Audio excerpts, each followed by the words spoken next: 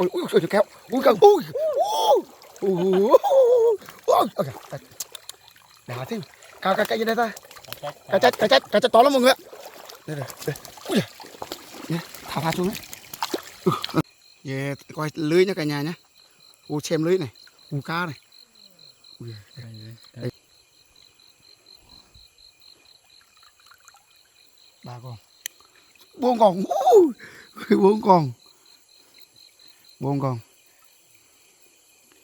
con nha cả nhà nhé bốn con rồi kéo lên đấy kéo đi đây to ui năm con hello xin chào tất cả mọi người đã trở lại kênh này John 81 Tây Nguyên nhé mọi người. Hôm nay thì anh em đã tới rất là cạn luôn mọi người ạ. Hôm nay anh em đi thả lưới nha cả nhà, thả lưới với cái câu câu dây đó mọi người ạ. Câu dây này rất đặc biệt luôn mọi người, câu bằng con giun. Thì hôm nay thì anh em đi với cá ca nha mọi người ạ, kênh ca Gia Rai này. Hôm nay thì ba anh em đi cắm câu có anh Giót, đặc biệt là có anh Giót luôn mọi người ạ. Anh Giót hôm nay đang châm lửa này mọi người. Rất tuyệt vời không, đẹp trai, đi qua suối mọi người ạ. Này có em Phúc đi này. Em, rồi em Phúc chào mọi người. Thôi anh em đi nhá. Cách đây nữa nè, cách nhau 1 mét đấy cả nhà nhé, 1 mét để tối nay xem.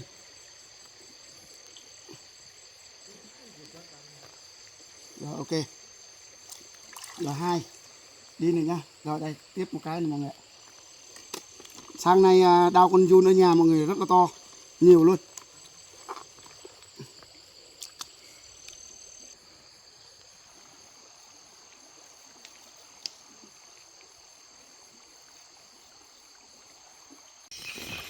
Anh em 8 giờ anh em đi thăm lưới nhé cả nhà.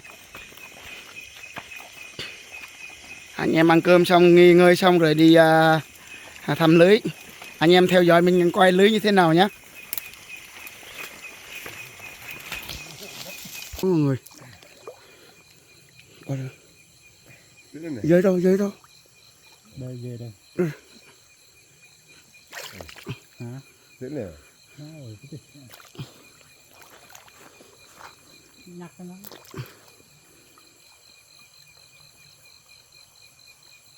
Anh em đang xem câu nha mọi người nhé.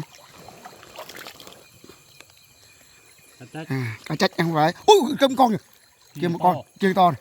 Ui sao nhiều thế. Coi ui kéo ui cần đá thêm cái gì đây ta cá chết to lắm mọi người ạ. Đây ui thả phá xuống đấy.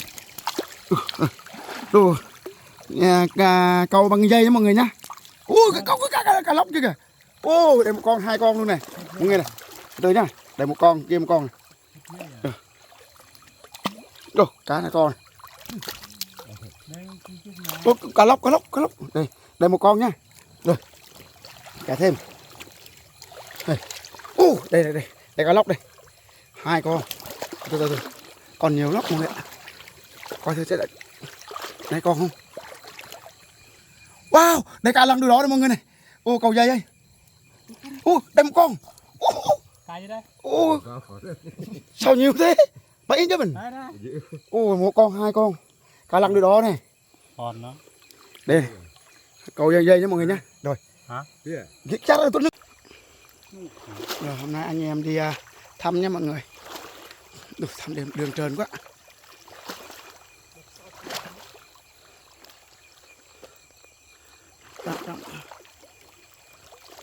Về coi lưới nhé cả nhà nhé. Xem lưới này, cá này. Ui, đây cái gì đây, cá lăng. Bên đây cái gì? Cá trắng mọi người ạ. Chim. Coi thử mới bắt đầu thôi.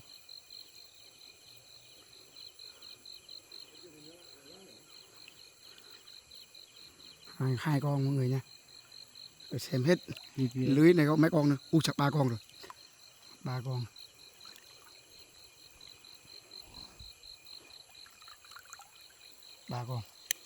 Bốn con.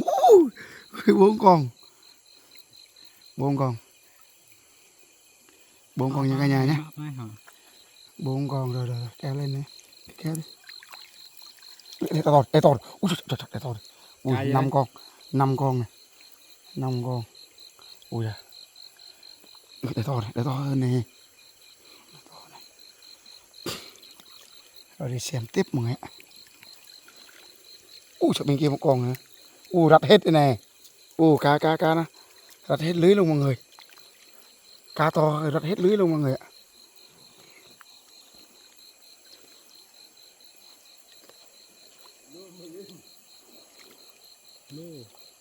Đây xem kìa. Đây nè. Sao có đi bên kia rồi. Đây con, đây một con này. Ui chà. Một con, 2 con, 3 con. Ui con to này. Đây to. Ui chà, cả to này. Ui chà to này mọi người. Đây một con, 2 con, 3. Ui chà, đây nhiều này. Ui trời. Ui trời ơi. Cá mọi người ơi. Ui cá rất là nhiều luôn mọi người. Đợt này đi trúng mắn rồi mọi người ạ. Đợt này đi nó cũng hết lưới luôn nè. Cá ở này. Ui trời cá. Mấy chục con. Đây nữa. Đây to, đây bên nhiều này. Ui trời mọi người ạ. Ui trời. Coi mọi người xem nhá. Đây cá mọi người ạ. Đây mọi người. Đây 3 con luôn này. 1, 2, 3 con. 3 con. Ui trời ơi kia nhiều. Đây to nữa. Ui trời to này. Đây. Nè, để chung mấy con luôn. Đây. Ui trời nhiều quá. Đi nữa nha. Đi xem đây nha. Ui trời. Đừng đó. Rồi. Cà trê mọi người. Cà trê to lắm mọi người ơi. Cá to này. Ui giời. Cà trê to lắm mọi người ạ. Cà trê. Đây cá trăng chi. Đây này. Cà trê nhiều. Đây này, một con nữa. Ui giời. Nhiều thế mọi người ạ. Chỗ này nước cạn mà. Nước rất là cạn. Mà cá không.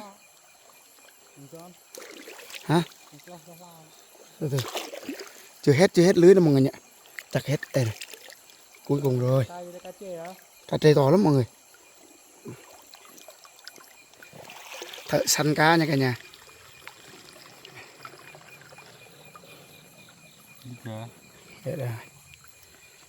Đây dính chân. Ui da, từ từ rách lưới. Ui da, ui. Rồi giờ lên. Cái thành quả của ngày hôm nay của mọi người. Dạ cá mọi người ơi. Đây. Ui giời. Bây giờ anh Giót đang quay cái này. Câu dây nữa cả nhà. Cá lăng hai đầu. Cá lăng đuôi đỏ rồi cá trách. Trời to. Mọi người ạ. Đây. Nương. Anh Giót giỏi quá mọi người. Tức là vô đôi rai về. Anh giơ lên trên, anh giơ thử cho mọi người xem căn nhà xem. Cá lăng đuôi đỏ mọi người này, cá trách to này. Nhất này mọi người. Này. Tức là đôi rai ở đấy. Này, ở trên này thì có mà cá nhỏ. Bây giờ thì chín. Hôm nay thì anh em tới chòi lấy lưới nha mọi người nhé. Chuẩn bị gỡ. Do hồi này thì xa quá thì anh em chưa gỡ được mọi người. Ui da. To luôn. Cá mê. Để cá trong rồi. Gỡ chút nào anh em mình gỡ nhé. Giờ thì 9 giờ rồi mọi người. Thì anh em mà mới về xong mà chút mình gỡ xong là mình sẽ quay cho anh em xem nhá. Anh em ăn cơm 11 giờ nữa cả nhà. Mới đi thăm lưới về thì nấu cá. Nương mấy cá lóc với cá trê, cá chách. Rất là nhiều đó mọi người ạ. Bây giờ anh Giót đang ăn cơm. Anh em nương cá nha cả nhà. Bây giờ 11 giờ kém nữa cả nhà. Anh em nương cá, người nương cá. Chuẩn bị ăn cơm mới về đi thăm lưới nha cả nhà. Nương cá chách rất là to luôn mọi người ạ. Ếch. Anh Giót đang ăn cá nha cả nhà. Đó, rất là ngon luôn mọi người. 11 giờ đói. Anh Gió ăn rất là ngon. Này, em Phúc cũng ăn rất là ngon luôn mọi người. Cơm, ăn cơm thôi mọi người ạ. Wow, cá rất là ngon luôn mọi người. Chào các anh em nhé. Hôm nay thì anh em chuẩn bị về nha mọi người. Thì thành quả ngày hôm nay thì anh em khiêng thôi nhỉ. Thôi anh em khiêng nhá. Let's go. Chắc hò. Đây này, anh em này. Ôi, như Phúc giờ là còn cho. Chào mọi người. Chuyện ngày hôm nay thì năm anh em khiêng cá nhé. Rồi đừng lên. Ôi, đúng không? Cái thua rồi còn.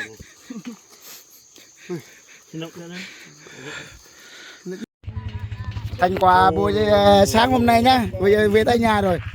Mà một xô với một thùng xốp. Đây này.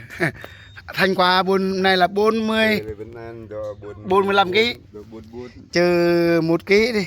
Cá xốp cả thùng còn 44 kg nha cả nhà. Wow, cá rất to luôn mọi người ạ.